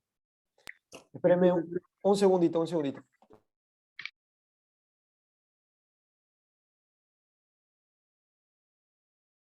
Sí, disculpa, preguntas. Sí, y si tenemos tipo dos términos que no se anulan, ¿el momento sería el más grande o Cuando, cada cuando momento particular? el problema va a ser así. Vos, por ejemplo, tenés una molécula o una molécula determinada. Entonces vos ves más o menos dónde están las cargas de esa molécula. Por ejemplo, la de agua. Viste que tenés una parte que está más cerca del oxígeno, entonces más electronegativa, y la otra donde están los hidrógenos que son más electropositivos, digamos.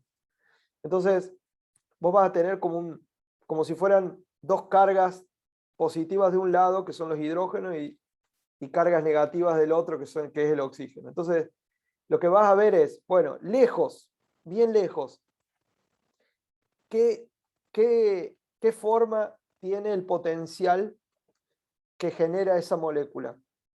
O ese desbalance de carga que hay dentro de la molécula. Bueno, primero vas a ver cuánta carga, primero vas a ver si el primer término de esta expansión te alcanza para describirla. ¿Qué quiere decir eso? ¿Cuál es el primer término no nulo? Si el primer término no nulo es este, listo. A grandes distancias, tu molécula se ve como esto. Pero el problema es que cuando tenés una molécula neutra, el primer término es la cantidad total de carga. Si tenés una molécula neutra, tenés la misma cantidad de protones que de electrones, entonces sonaste, porque la cantidad total de carga neta es cero. Entonces, para las moléculas neutras vas a tener un problema de que no parecen una carga puntual lejos. Porque la carga total, sumadas positivas y negativas, se van a anular. Entonces, lamentablemente, este término, que es el más fácil de calcular para algo que no sea un ion, te va a dar cero. Entonces, no te queda otra que seguir al siguiente término en importancia. Decae más rápido, pero no es este todavía. Y en el caso del agua, este término se va a volver no nulo, por suerte.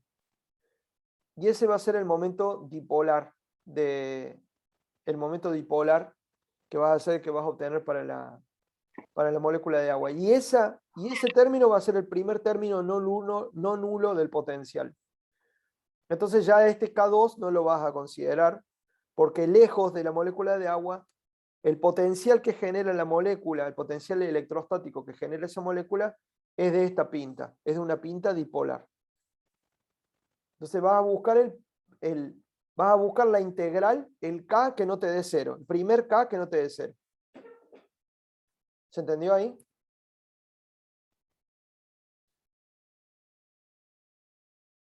Sí, se entendió. Sí, se entendió perfecto. Tomamos el primer término no nulo. Claro, el primer término no nulo. Después hay otra cosa recopada, que es que el primer término no nulo no depende del sistema de coordenadas. Entonces, no importa dónde vos ubiques el sistema de coordenadas, para el primer término no nulo no va a depender del sistema de coordenadas. Entonces, normalmente para las moléculas neutras, cuyo primer término siempre te da cero, porque se compensan cargas positivas y negativas, el término dipolar no depende de dónde lo describa vos al dipolo. Eso está bueno. La integral esa, el K1 no va a depender de dónde poner el sistema de coordenadas, sino que buscar el sistema de coordenadas que más te simplifique la cuenta, y ese va a ser el valor del K. Después el resto ya lo tirá, porque ese va a ser el más importante. Bueno, me alegro un montón que se haya entendido. Y si no, bueno, después lo seguimos viendo. Las integrales, acuérdense, se hacen sobre todo el volumen de la distribución de carga. Donde hay carga hay que integrar. Por eso es importante que son primas, ¿viste? Son dB'. Todos dB' se integran en donde haya carga. Bien. Entonces, es lo que yo les decía recién. ¿Hace falta calcular todos los KI? El K0, el K1, el K2, el K3. No. El comportamiento va a quedar determinado por el primer término no nulo de la serie. Fíjense cómo queda en términos de K, se simplifica bastante el potencial. Esto es lo mismo que escribimos antes, ¿eh? Entonces, en función del K, ese K son esas integrales que ustedes vieron, en términos de K queda, bueno, calculo el K0. ¿Es nulo? ¿Sí? Pueden hacer como un árbol de decisiones. Sí, me planto. No, sigo al siguiente. K1 me da 0, sí, sigo al siguiente. No, me planto, y etc. Por lo general no le vamos a pedir que calculen el K2. Así que más de estos dos no van a calcular. Bueno. Uy, qué mal que se ve esto. Perdón. Vamos a ver qué son K0 y K1, porque justamente son los más importantes. K0, como ya les dije, es la carga total de la distribución. Da 0 para todo lo que sea neutro. Entonces, fíjense, yo tengo acá un sistema de dos. Tengo acá dos cargas, una carga 2e y una carga menos 2e. ¿Cuánto será el K0 para estas dos cargas? La carga total de las dos, ¿cuánto suman? 0, ¿no? Suma 0, claro, suma 0. Entonces, en este caso, da 0. Acá hay tres cargas positivas y hay un conjunto de cargas negativas cuya carga total es igual a la suma de las tres positivas. Entonces acá también la carga total de todo esto va a ser 0. Entonces el K0, que uy, qué complicado este K0, no, es la carga total. La carga total acá también vuelve a ser 0. Y acá también, acá hay más E, que es la carga elemental, ¿se acuerdan? La carga elemental. Más E, menos 2E, se suman, da 0.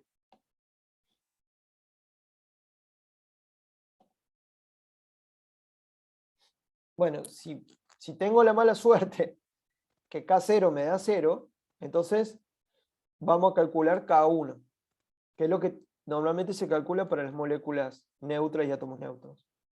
Entonces, K1 es esa integral que ven ahí. Es R', acuérdense que era R'. Ahí está. R' es, cada R' es un puntito, es la distancia del sistema de coordenadas, del origen del sistema de coordenadas, a cada uno de los puntos de la nube. Y θ es el ángulo que hay entre el punto en donde yo me estoy fijando donde está la carga y el punto en donde yo estoy evaluando el potencial. O sea que θ depende de, si yo dejo R fijo, θ va a variar con R', o sea que también tengo que integrar en θ. Ese θ ahí es medio como un θ', digamos. Si todo lo que es integrable es prima, este tendría que llevar un prima, hay que integrar esto. No lo puedo sacar afuera. Bueno, entonces, para que esto no sea tan feo, hay una manera de resolverlo un poco más fácil, que es adoptando como definición este vector P. Este vector P se va a llamar momento dipolar eléctrico. Y es como si ustedes pesaran, ¿ustedes conocen el promedio pesado? Como la suma pesada, ¿no? Es como si ustedes hicieran una suma pesada de los diferenciales de carga, pesándolo por la distancia, por la posición. Entonces, el vector P es la integral a lo largo y a lo ancho de donde hay distribución de carga. O sea, esta integral siempre es sobre la distribución de carga, donde hay carga, de el vector posición de cada pedacito de carga multiplicado por la densidad de carga diferencial de volumen. Eso se llama momento dipolar. Entonces, el producto interno definido así P, yo no le voy a pedir a ustedes para que lo entiendan a esta cuenta, que la entiendan ahora, pero sí les digo que después tranquilas, se sientan y lo revisan bien. Entonces, si definido P de esta manera, donde esta integral es sobre todo el lugar en donde hay carga, si definido P, yo tomo el versor R, acuérdense que lo que no está primado me apunta a donde estoy evaluando el campo, el potencial. Si yo hago R, producto interno P, eso es R, el versor, el unitario, tiene módulo 1, ese R versor. Ese R producto interno está integral. Usted me dirá, César, eso es... ¿Se puede hacer un vector producto interno una integral? Sí, porque es un vector. Al fin de cuentas, la integral es un vector. Tiene 3 componentes. Si está en el espacio, el P tiene 3 componentes. Entonces, tranquilamente se puede hacer producto interno esta integral. Entonces, que acá no viene ningún matemático, pero como el R no depende de la integral, lo puedo meter adentro, al R versor. Entonces, ¿qué es en particular R versor producto interno R' vector? Es simplemente R' coseno de tita. ¿Por qué? Porque es el producto interno entre estos dos vectores. Esto es esto. Si el módulo, ¿a qué era igual el producto interno entre los dos vectores? Al largo del 1, al largo del primero, que es R', por el largo del segundo, que es 1, porque es R versor, por el coseno del ángulo comprendido, que es coseno de tita.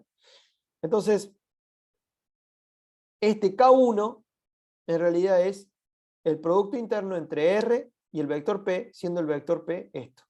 Entonces, calcular P es mucho más fácil que calcular K1 como viene dado acá.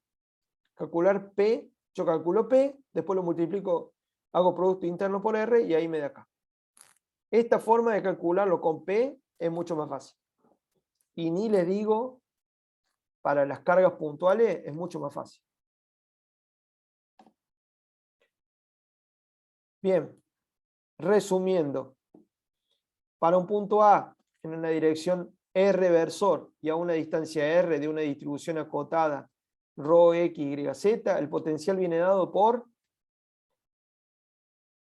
varios términos. El primero contiene toda la carga dividido R. Acá me falta 1 sobre 4 pi epsilon 0. Acá falta 1 sobre 4 pi epsilon 0, después lo agrego. R por P sobre R cuadrado y K2 sobre R cubo, etc. Entonces Q es K0, es la integral de ρ de B' y P es igual a esa integral que yo les mostraba recién. Bueno, y ya terminando, les muestro cómo es el potencial lejano de un dipolo. Un dipolo son dos carguitas. Y de vuelta le pido disculpas a Yamil y a la gente de práctico por irme del tiempo estipulado, pero creo que es importante para que ya quede esto cerrado. Imagínense una molécula como la del agua, que se pueda resumir en una carga positiva, mayormente positiva, y una carga negativa, separadas una distancia d. Entonces, supongamos que en este caso las dos cargas son iguales y opuestas en signo. Entonces la carga más Q está en menos D sobre 2, más menos Q, no, me equivoqué acá, la carga más Q está en D sobre 2 y la carga menos Q está en menos D sobre 2. Es que voy a corregir esto. Ya lo corrijo. Bueno. Ahí vamos. Acá. A ver. A ver acá.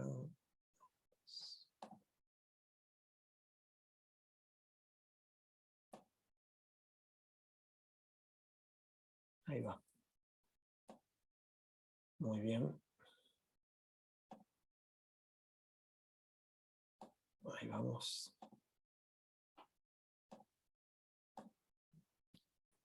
Ahí va. Muy bien. Entonces, K0 es igual a 0.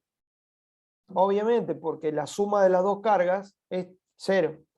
Entonces, K1 para cargos puntuales es re fácil porque es la sumatoria de los vectores de posición de cada carga multiplicado por la correspondiente carga.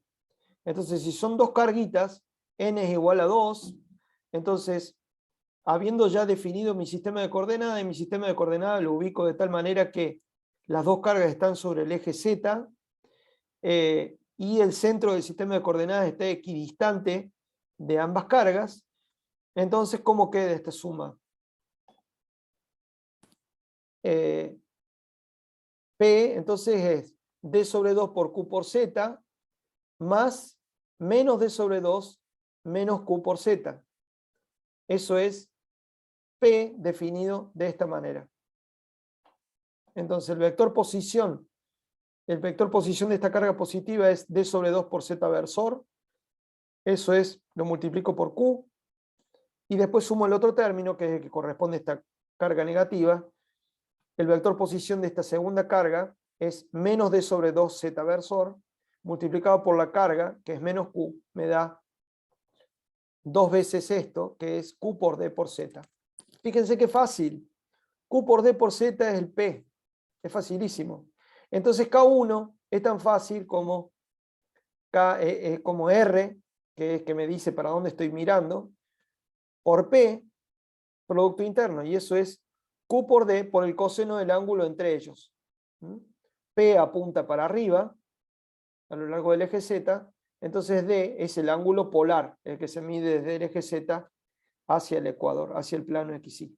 Entonces, lejos del dipolo, phi de R va a aproximarse por el segundo término, puesto que el primero me da 0. ¿Y cómo es el segundo término? 1 sobre 4 pi epsilon 0, K1 sobre R cuadrado, donde K1 es igual a QD coseno de tita, y eso es entonces 1 sobre 4 pi epsilon 0, Q por D coseno de tita sobre R cuadrado. Fíjense, qué fácil que es para dos cargas puntuales, ¿no? Entonces, en este caso, el segundo término del potencial dio no nulo. ¿Y cómo es el campo? Bueno, se los dejo a ustedes y con esto ya cerramos. El campo es el menos el gradiente del potencial. Entonces, si ustedes se animan, pueden calcular el potencial. Ustedes ya lo tienen al potencial. Entonces, pueden sacar, por ejemplo, acá está escrito en esféricas el potencial. Entonces, si ustedes saben cómo es el gradiente en esféricas, pueden sacar cuánto vale el campo en esféricas. Se los dejo a ustedes, está ahí en el PDF, y con esto terminamos. ¿Preguntas?